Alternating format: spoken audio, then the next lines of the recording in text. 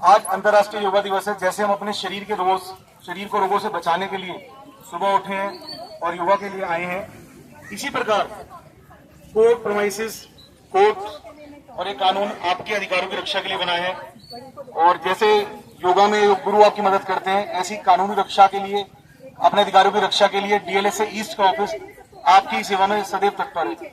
मैं बताना चाहूंगा कि सारी लेडीज के लिए कानूनी सुविधा बिल्कुल निःशुल्क उपलब्ध है। कड़कड़ुमा कोर्ट रूम नंबर 36 में आप अपने अधिकारों के हनन के खिलाफ या किसी प्रकार के अत्याचार के खिलाफ हमारे पास अप्रोच कर सकते हैं। अब बात करते हैं सबसे पहले खर्चे के कानून की, भरण पोषण के कानून की।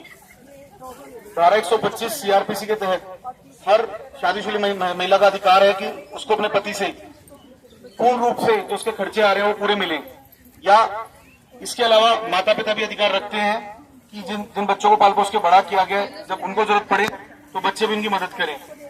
इसके लिए आप चाहें, यदि कोई भी व्यक्ति या कोई महिला धारा 125 के तहत केस डालना चाहें तो ये संबंधित फर्स्ट क्लास मजिस्ट्रेट के समक्ष लगता है तथा with in 60 days interim application का निष्पादन होता है तथा खर्चा बांध दिया जाता है। यदि द्वितीय पार्टी अगर खर्चा नहीं देती तो उसमें कुछ सजा का प्रावधान है तथा उसकी प्रॉपर्टी अटैच करने का प्रावधान है। इसके अलावा महिलाओं के अधिकारों की हम बात करते हैं तो धारा 498A, जैसा कि आप सबको पता होगा, दहेज से संबंधित कानून तथा क्रूरता के खिलाफ कानून है। किसी भी महिला का पति या उसके नाते द्वारा यदि परेशान किया जाता है, किसी प्रकार की हरेसमेंट होती है, चाहे वो शारीरिक हरेसमेंट हो, चाहे वो मानसिक हरेसमेंट हो, चाहे ताने दिए जा रहे हैं, चाहे मारपीट की जा रही है, तो 498 के तहत एफआईआर दर्ज करा सकती है।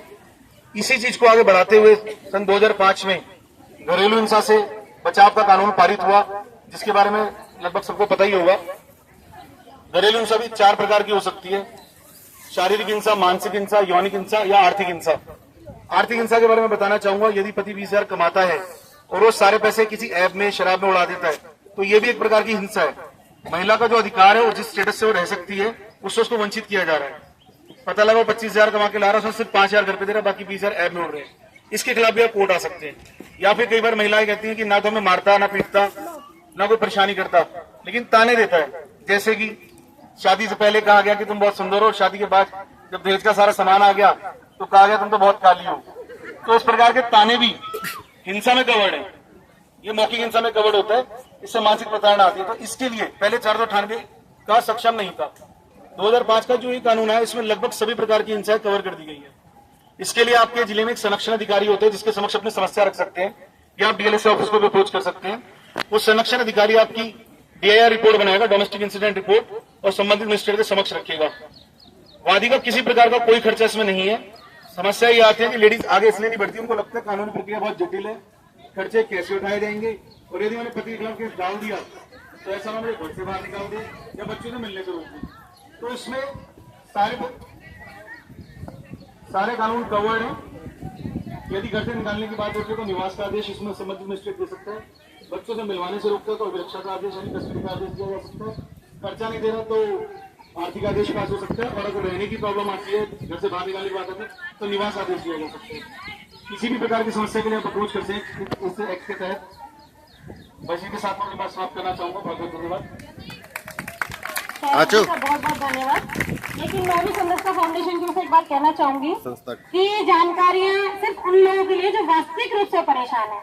ऐसा नहीं है कि जरा से 2 मिनट की कहा सुनी और चले कोर्ट में, ऐसा नहीं है। देखिए, आपसे जो मेल जोल, आपसे तालमेल और आपसे समझदारी से जितना अच्छा हम परिवार चला सकते हैं, कोर्ट में जाकर के हम उतना अच्छा परिवार नहीं चला सकते। तो इसलिए ये तो एक लास्ट रास्ता है कि आप अपनी जगह बिल्कुल ठीक है और पूरा समाज आपके साथ कह रहा है कि आप ठीक हैं, आपका हस्बैंड ही गलत है, तो आप इस कदम को उठाएं। मैं ये जरूर कहना चाहूंगी, आप ऐसा ना सोचिए कि नहीं जी हमें तो कहा था और हमारे लिए कानून है तो हम तो इसको देखते हैं, इसने आज हमें जो है ना आज घुमाने नहीं ले गया कनक प्लीज। तो ऐसा कुछ नहीं करना है।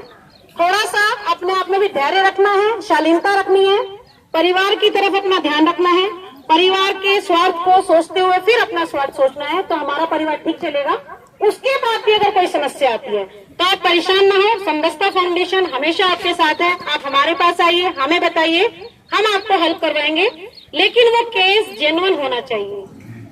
किसी छोटी छोटी बात पे परिवार में विघटन नहीं होना चाहिए, क्योंकि एकता में ही शक्ति है, संगठन में ही शक्ति है। तो इसीलिए पहले अपनी सूझबूझ से अपने